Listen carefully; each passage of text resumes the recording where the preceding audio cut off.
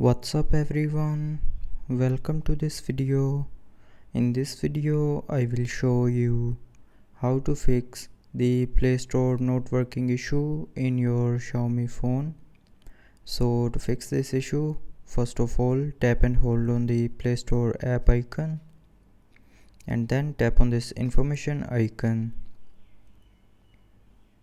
Now go to the storage of Play Store and clear this cache memory. So to clear cache memory of Play Store, tap on clear data and then tap on clear cache.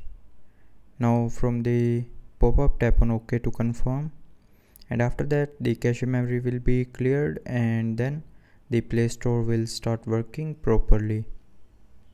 But if you are still facing the issue, then check your internet connection if it's working properly or not. So to check this, open a browser, then open a website to check the internet connection.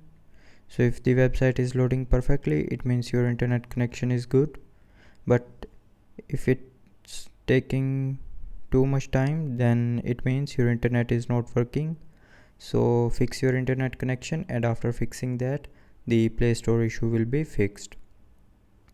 So that's how you can fix Play Store not working issue in your Xiaomi phone. So I hope you liked the video. Thanks for watching.